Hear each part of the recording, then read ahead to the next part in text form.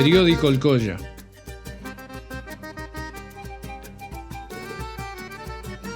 Aylin Pacarín, Aylin Puchau, Aylin Zucca, Aylin Chisi, Aymanal Yakasanki.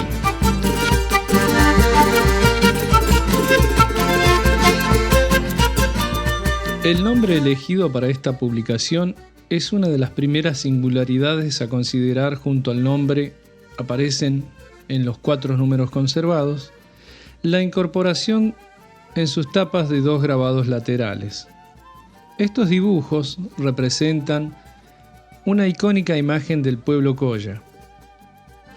En su margen izquierdo, un cholo con su bastón de pastor, su poncho de rabón al hombro, sus abarcas como calzado y su sombrero característico. Y en su margen derecho, una chola, con su hijo en las espaldas, envuelto en un aguayo y su tradicional pollera. Este gesto involucraba una particular interpelación a la población local, hecho que no se destacaba notablemente en relación al resto de las publicaciones libertarias, sino también dentro de la izquierda en general.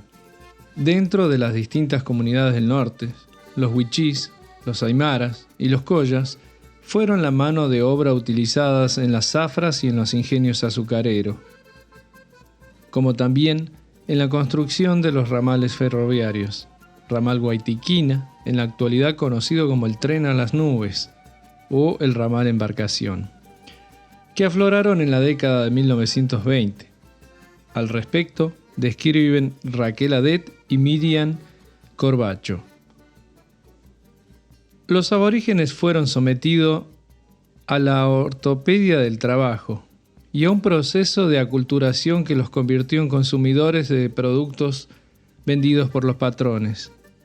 Aparecieron en los grupos de necesidades nuevas, consumos de alcohol, de tabaco, nuevos productos alimenticios, vestimenta, el ominoso proceso de la proletarización a partir del trabajo asalariado fue cada vez más rápido y convirtió a muchos grupos de aborígenes en trabajadores trashumantes.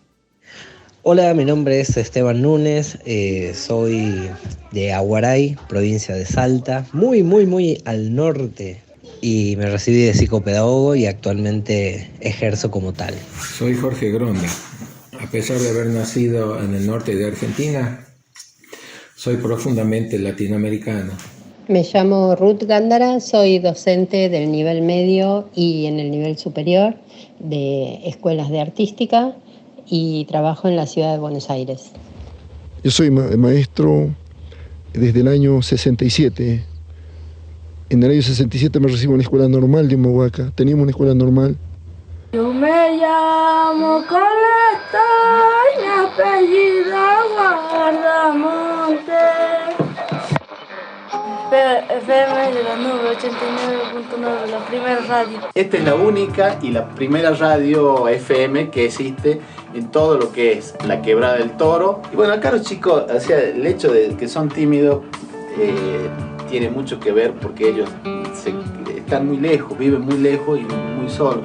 No tienen muchos contactos, digamos, cuando salgo en la escuela. Acá en la escuela les encanta venir, una porque pueden jugar, pueden compartir y aparte de aprender, esas otras actividades que son muy lindas para ellos. Yo soy Aldo Palacios y soy el director de la escuela número 4526, El Rosal, que está ubicada en el departamento de Rosario Lerma, en la provincia de Salta, a 3.500 metros sobre el nivel del mar.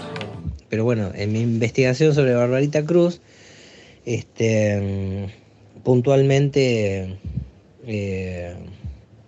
aparece siempre el arte como una forma de expresión y de libertad para esta mujer de aquella época, que bueno, fue una revolucionaria y lo sigue siendo, ¿no? Una revolucionaria como tal. Eso es lo que tengo, ¿no? Además de que era docente, sé que se dedicó a la educación popular, a la enseñanza de la escritura de poesía, el canto de la copla,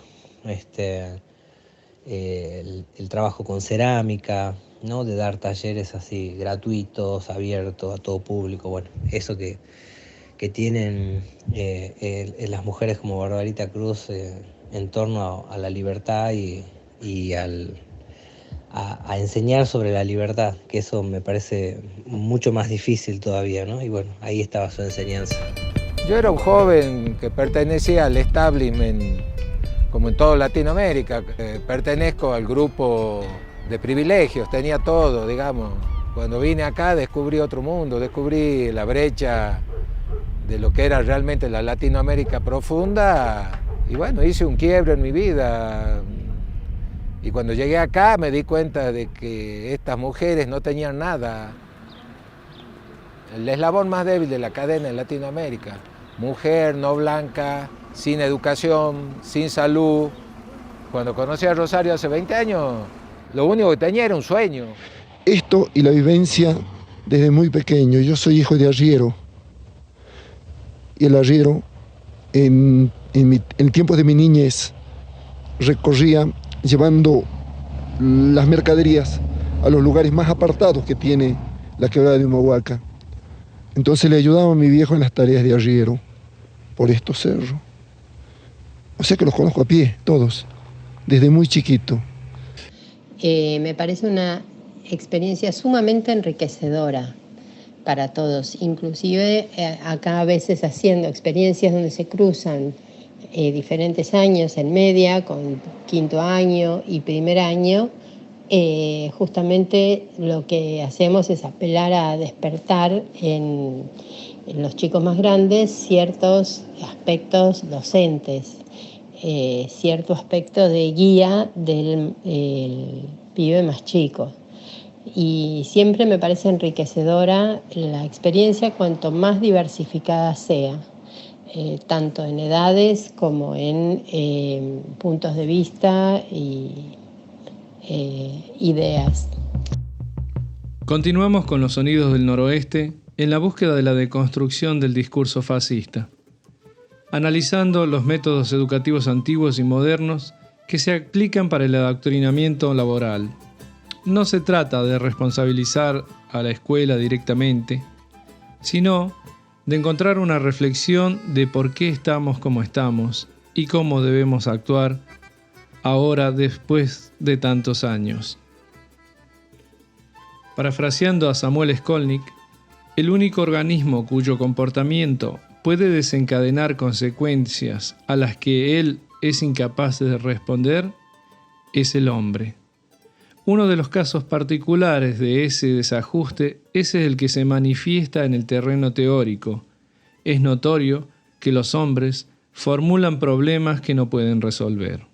Bueno, de repente esa educación de esa época sí tenía cierta cuestión inclusiva, porque insisto de que, bueno, si por ejemplo ¿no? se abrió una escuela, que era una escuela para todo público, ¿viste? No era una escuela como hoy que se esconde tras esa cuestión de medio de excelencia y de exigencias, que hace que de repente alguien no quiera mandar a su hijo, por así decirlo, a ese lugar y prefiera una u otra escuela, o bajo esa manta de excelencia diga, sí, quiero que mi hija vaya a esa escuela porque dicen que lo forman muy bien, aprenden un montón, bueno, ¿no? Siempre con esta idea de que la cantidad es mejor, ¿no? Una cosa así, la cantidad y el contenido es lo mejor. Siempre con esa idea. Entonces, la escuela de esa época se dedicaba más a otras cosas, insisto. Entonces, de repente, al no puntualizar sobre quién sabe más y quién sabe menos, ¿no? A pasar un poco el saber por otros espacios, era inclusiva. Porque sí, ahí podía convivir en esa misma escuela todo el poblado, ¿no? Yo te hablo puntualmente de un pueblo, o bueno, vamos a una localidad, ¿no? Una localidad más grande en la ciudad, y ahí podía convivir todo. Cuando la escuela empieza a avanzar, cuando la escolarización empieza a avanzar y se empieza como nuevamente a tener esa bajada de línea, ¿no? Es cuando la escuela empieza a sufrir estas transformaciones ya, ¿no? A partir de 1942, 50, en adelante ya la escuela empieza a tener esas transformaciones en donde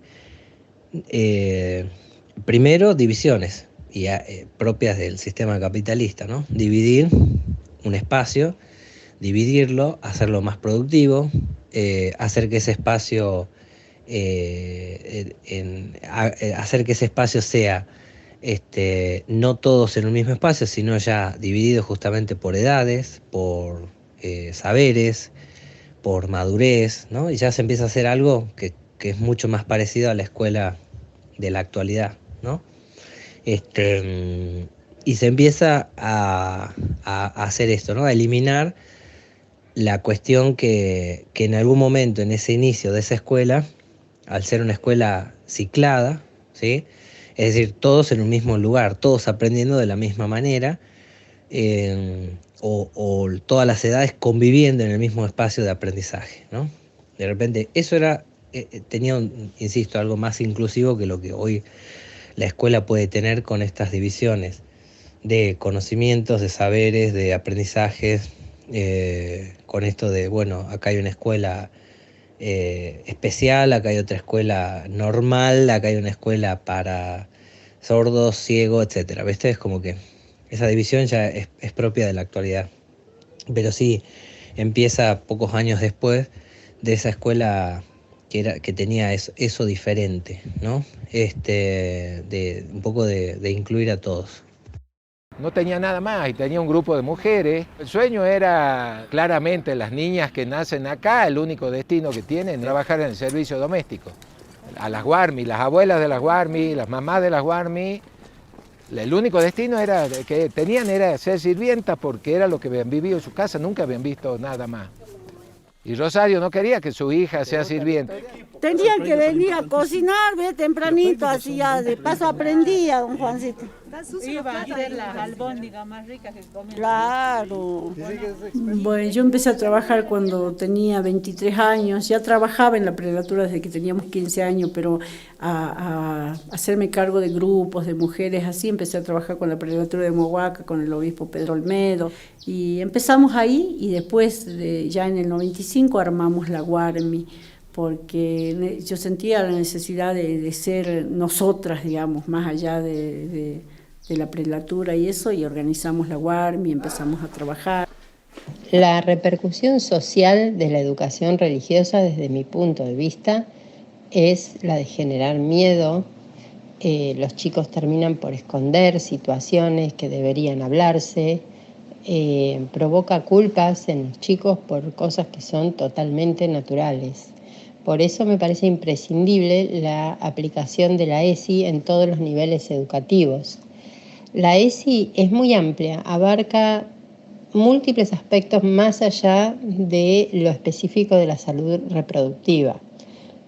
Por ejemplo, valorar la afectividad, la expresión de las emociones, abarca cuestiones de vínculos entre pares, intergeneracionales, etc. Y yo creo que si se trabaja bien con la ESI, se contradice de alguna manera todo lo que es el adoctrinamiento religioso. Una ocupación no solo configura las cosas que son su objeto, sino también al hombre que es su sujeto. El hombre, tarde o temprano, acaba por parecerse a las cosas de que se ocupa. Ocuparse de una cosa es atenderla, lo que supone desatender el vasto universo, o lo que es peor, atenderlo según y conforme el objeto primario ha configurado la capacidad de atender. Todas las ocupaciones son, por eso, deformantes. Tener una ocupación no es una virtud, sino un defecto. Algo así como ser rengo. Tener una ocupación es profesar una deformación. La repercusión es un poco lo que decía en los anteriores audios, que tiene que ver con este adoctrinamiento con el cual nos hacen crecer. Digo nos hacen crecer porque yo crecí bajo una educación religiosa, más allá de que iba a una escuela pública. Bueno, estuve hablando, ¿no?, de que era obligatoria, hasta el año 2015 fue obligatoria en Salta, la educación religiosa católica, ¿no? Y bueno, en los poblados hay algo que destacar, ¿no? En los poblados así pequeños, como que yo vengo de Aguaray, no hay muchos recursos económicos dando vuelta, más allá de que fue una tierra del oro negro, de ahí del petróleo, y todo lo demás que bueno, fue saqueado, bueno, todo esto que se conoce ya por parte de estas multinacionales, como lo fue YPF en su momento, escondido tras el sesgo de estatal, ¿no? Y cuando le dije que era médico y que era lo que hacía, ella me dijo, venga a ayudarme, que nos estamos muriendo del cáncer de cuello uterino y nosotros sabemos que usted sabe curar ese cáncer. Para mí ha significado mucho desde el punto de vista didáctico. Debe ser porque soy maestro rural.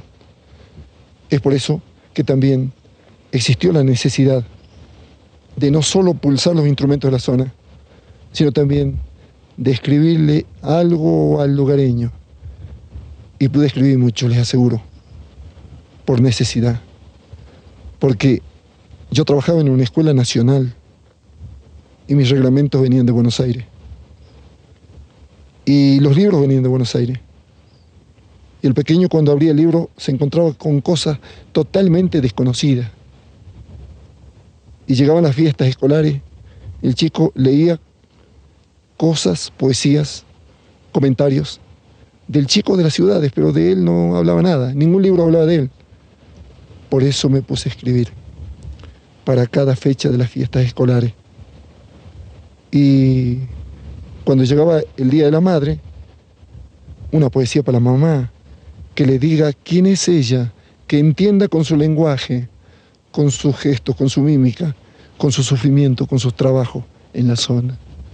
Por eso en el Día del Padre lo mismo, o en el Día del Niño también. Y bueno, escribí cientos de poesías regionales. Y hay una que seguramente ustedes lo conocen. Ustedes lo conocen porque, claro, lo escribí en razón de identificarme a mí mismo y de sentirme orgulloso y de que se sientan orgullosos también los que vivimos en esta zona, porque yo me quedé a vivir acá. Acá tengo mi familia, mi gente. Por eso escribí. Hay que pensar, por ejemplo, que en las escuelas racionalistas que fundaron los anarquistas en Cuba, en Argentina, en España y en otros lugares, se enseñaban problemas como los siguientes, de matemáticas. O sea, dado un obrero que fabrica un sombrero en 1 hora y dado un patrón que por ese sombrero fabricado por el obrero le paga 1 peso pero lo vende a 10 pesos, ¿cuánto dinero le robó el patrón al obrero? Esos eran los problemas de matemáticas que se enseñaban. En otras palabras, se trataba de enseñar a pensar no solo en forma libre. De hecho, la figura del libre pensador es una figura muy importante para el anarquismo, sino también de poner en cuestión las ideas recibidas.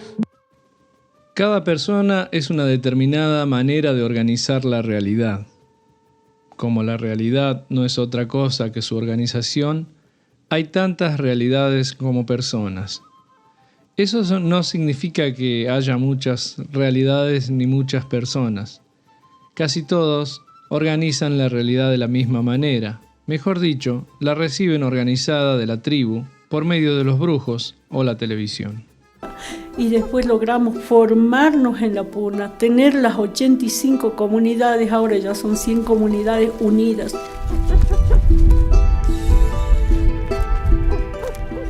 Hemos podido hacer el juicio más importante en nuestra provincia, que es único en la nación argentina, las comunidades aborígenes, cuando recuperamos estos territorios que son nuestros.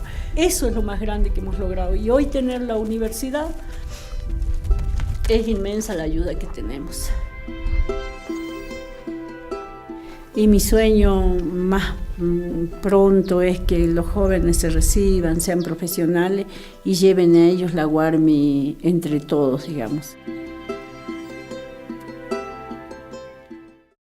La iglesia ahí llega a esos lugares y cumple como esos papeles fundamentales, ¿viste? Llega a una iglesia y de repente empieza a, no sé, con siempre la iglesia con la canchita de fútbol al costado, ¿no? Entonces es una iglesia que tiene red de arcos de fútbol, la pelota, red de vóley, y ahí empieza a atraer, ¿no?, un poco el público. Hace que las personas le tengan como mucha confianza a la iglesia, tanto al punto de mandarnos de manera obligada al catecismo, a la confirmación, ¿no? No les bastaba por ahí a los adultos que ya tengas educación religiosa en la escuela y que después vayas todos los domingos a misa, que encima te hacían hacer estos cursos. Bueno, en mi caso me dieron a elegir. Y yo, como tal adoctrinado, elegí hacerlo y terminarlo. Hice 2 años de comunión y 3 años de confirmación, ¿no? Y mi vieja me decía, no hagas nada, dejá, no hagas nada. Ya no quería saber nada mi vieja con la iglesia como institución, pero yo estaba ahí decidido, creyente en todo eso, a hacer, ¿no?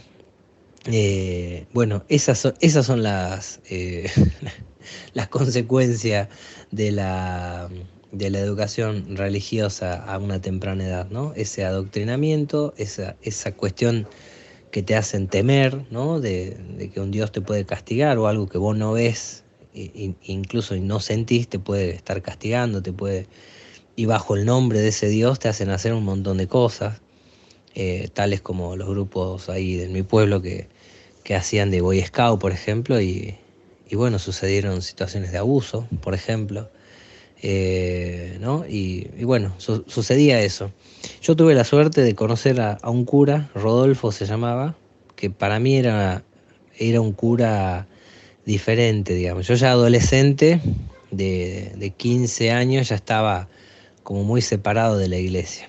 Y conocí a este cura porque era rockero el cura, el padre Fito le decían, por Rodolfo se llamaba.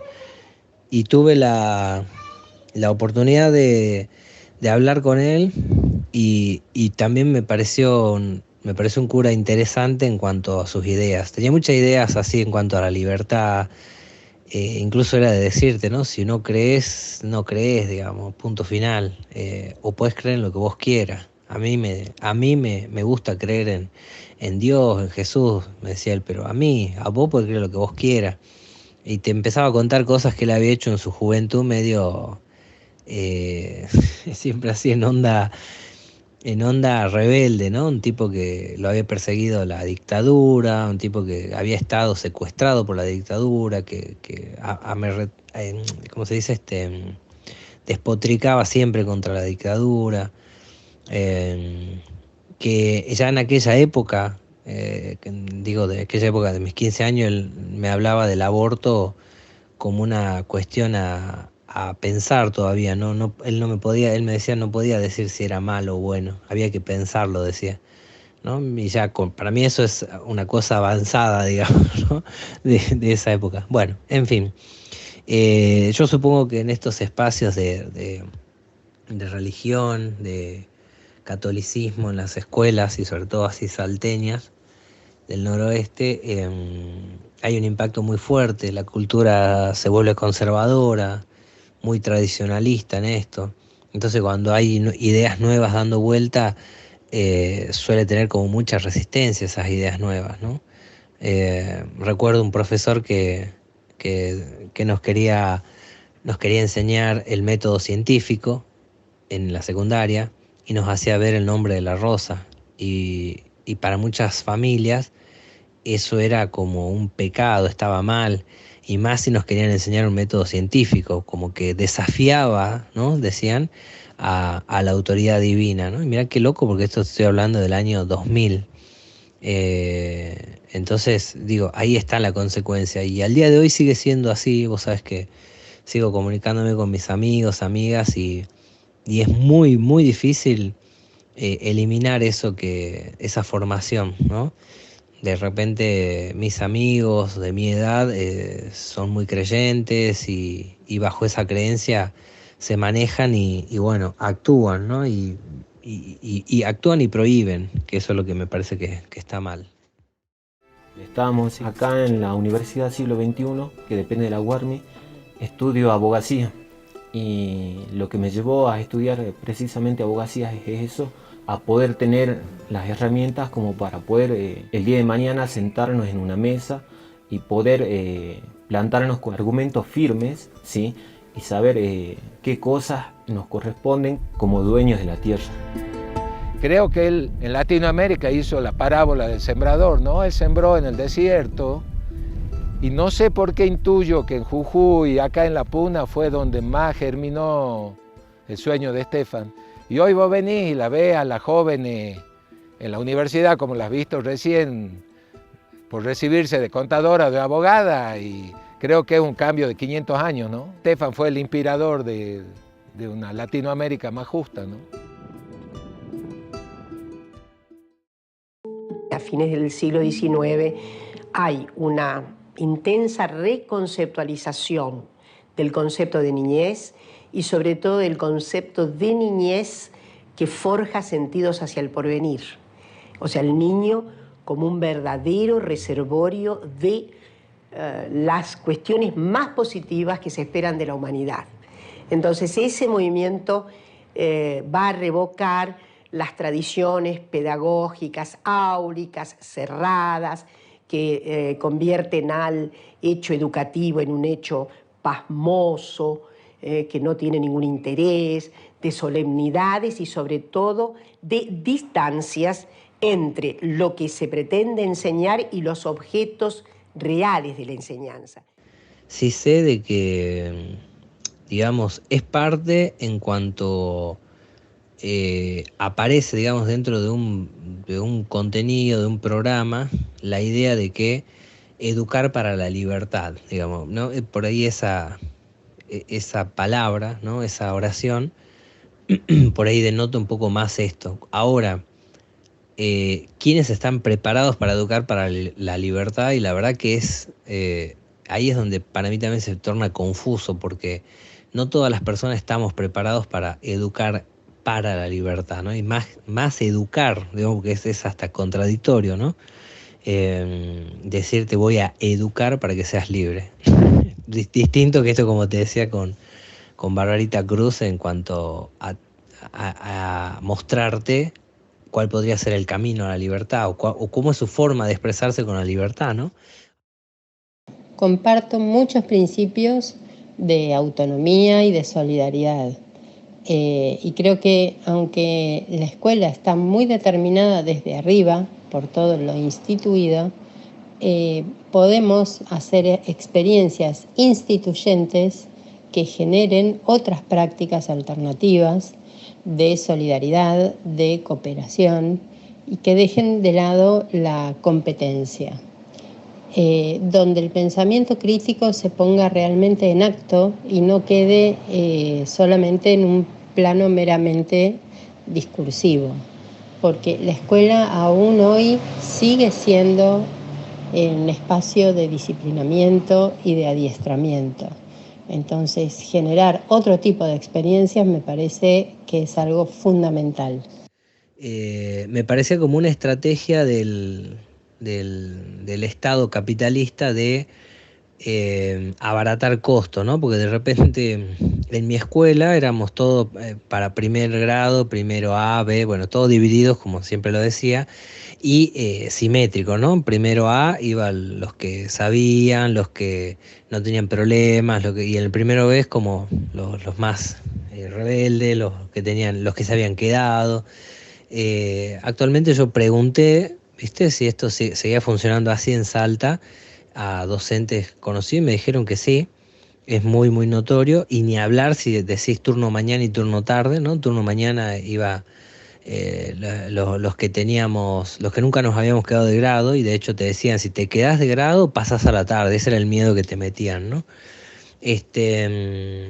Entonces a mí en su momento me parecía como una estrategia, ¿no? Porque de repente estábamos todos divididos ahí en la escuela de mi pueblo, y de repente una escuela rural no tenía esa división, era primero, segundo y tercero juntos, cuarto, quinto y sexto juntos, ¿viste?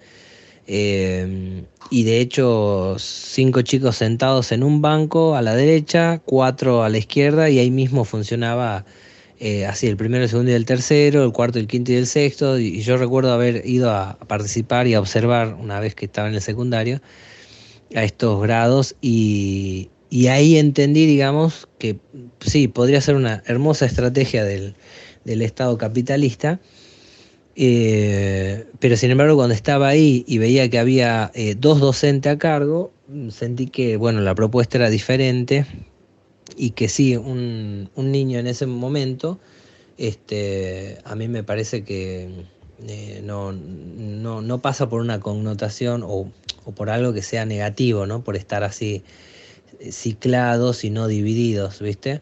Porque le da como cierta libertad, ¿no? Al que está en el ciclo de primero, segundo y tercero para aprender a sus propios tiempos, ¿no? Entonces, que estés en primero no quiere decir que sí o sí tenga que pasar por lo que pasábamos nosotros, que estás en primero, tenés que saber escribir. Segundo grado, tenés que saber escribir en cursiva, tenés que saber sumar, restar. Tercero, viste, era como que si no pasabas esos estándares, te quedabas de grado, era así. Y de repente en estos cursos así de ese estilo, tenían esa posibilidad, me parece a mí, esa libertad de aprender a sus propios ritmos, ¿no? Y bueno, y las docentes a la vez, en ese lugar que cuando yo fui a ver, tenían un manejo, digamos, del aula que estaba muy bueno porque era la división del aula, digamos, era como que yo le quería encontrar sí o sí la división, porque me decía, acá está primero, segundo y tercero, allá está cuarto, quinto y sexto. Bueno, yo quería encontrar esa división y no la encontraba porque era una sola aula y estaban incluso sentados así en filas distintas y ni siquiera eran filas, estaban mirando de otra manera, se armaban como grupos, no sé, tenía otro estilo, a mí me pareció muy genial. El anarquismo que va a preconizar la libertad, la expresión más auténtica, las calidades fraternales, va a apoyarse en este movimiento preexistente y lo va a profundizar. Una figura central en el movimiento de las escuelas racionalistas de fines del 19 es obviamente Francisco Ferrer y Guardia. Me parece que agruparse para generar espacios donde se promueva el debate de ideas es una cosa importante. La escuela en su práctica sigue generando sujetos pasivos, sigue generando obediencia y sujetos dependientes. Toda iniciativa que se pueda hacer que contradiga esta lógica y que pueda albergar otras subjetividades me parece que es muy bienvenida. Para mí están buenísimos si es que son planteados de esa manera inclusiva, ¿no? No como en las escuelas, insisto, una escuela neuquina que de repente dice, abrimos un plurigrado, pero te mete ahí a los pibes, a las pibas con, ponele problemas de conducta, dificultades de aprendizaje, entonces arma como una cuestión más de no sabemos dónde meterlo, entonces creamos este espacio y no tiene un espacio de ni siquiera de contención, ¿viste? Simplemente es un espacio para que transiten ahí el año y burocráticamente tratar de decir, bueno, ya está, le dimos un espacio. Y a mí eso no me parece ni inclusivo ni nada por el estilo. Tienen que ser lugares trabajados como el ejemplo que te daba anteriormente de este plurigrado al cual yo asistí, de la comunidad wichí. Y que por cierto, claro, hablaban en los 2 idiomas. Pero solo porque estaba yo, en realidad después las señas si no hablaban en wichí, ¿viste? Creo que el proyecto más grande y más importante que ha hecho la UARMY es, o por lo menos para ver hasta hoy, es haber traído la Universidad a La Puna. Hoy tenemos 36 carreras, los chicos de la zona pueden estudiar desde abogacía a todas las carreras que quisieran. Y es importante porque no se van de su casa, siguen conviviendo en el campo. No dejar a nadie atrás, por lo menos para mí, significa que todo lo que hagamos y todo lo que consigamos sea para todos por igual. Y bueno, yo creo que todo eso me enseñó un poco la filosofía anarquista. Muchos pensadores como Paulo Freire, que no sé si se declaran abiertamente anarquistas o libertarios, pero sí que tienen mucho de eso, que te habla mucho de la pedagogía humana, del amor, de la libertad todo el tiempo, ¿viste? Y es muy loco porque en Neuquén Pablo Freire tiene una connotación muy, muy positiva. Todos los docentes lo ven en su formación y todo, pero parece que después llevarlo a cabo, el ejercicio, les cuesta mucho, ¿viste? En teoría está ahí súper estudiado, pero en ejercicio no. Porque yo sé también que el que trabaja no se da tiempo para hacer dinero. Y cuando destape un agujero, lo tendrá que tapar con su mortaja. Que le enseñaron a lustrar mi caja, pero no a preguntarme por qué muero. Y que a veces, por hombre y jornalero, con 2 tragos asienta una migaja. Que cuando yo me voy de una taberna, están en su botamanga y su entrepierna, mostrando una costura descosida, y con un remiendo en la mirada, dice que nunca juntaremos nada, porque todo lo echamos a la vida. Aquí termina otro capítulo más del periódico El Colla. Agradezco la colaboración de Esteban Núñez y Ruth Gándara, estos amigos de esta senda andina. En el próximo capítulo vamos a volver a la simpleza de las historias. Ayer, el poeta Juan Auerma me dijo que deje de repartir latigazos como cochero y que disfrute más la vida, como en los senderos de la libertad. Sacar un tarro del bolsillo del saco para cargar agua del río y cortar unos cuantos poleos silvestres para hacer un té natural. Aprender de ahí, de esos vapores que se vuelan al cielo, la verdadera cátedra de la libertad. Sabio consejo de mi amigo el poeta. Por supuesto que lo voy a tener en cuenta para los próximos capítulos. Vamos a volver a tomar este camino de la poesía y las anécdotas de algunos personajes como Jacobo Regem, Antonio Jutronich, el Cuchi Leguizamón, de todos esos seres eternos que me permiten volver a Salta día a día. Huac, Cuticama, Tincunacama. Hasta luego, hasta un próximo encuentro. Abrazo de Poncho.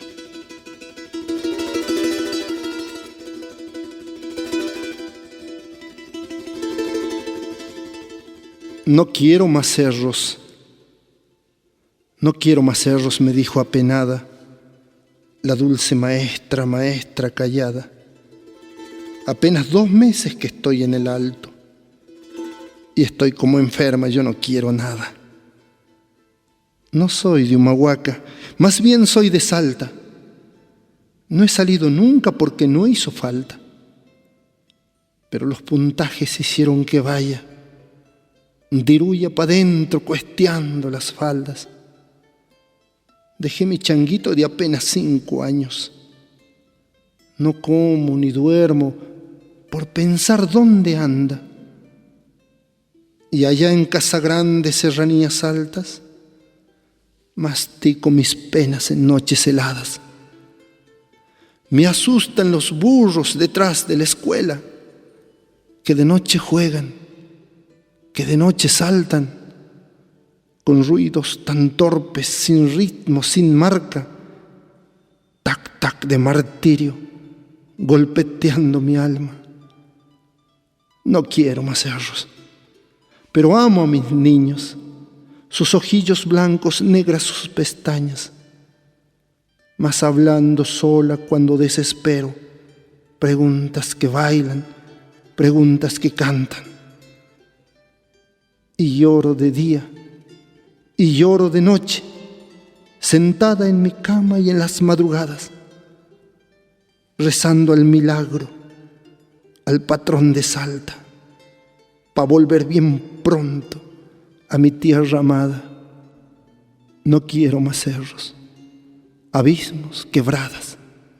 No me importa sueldo, no me importa plata.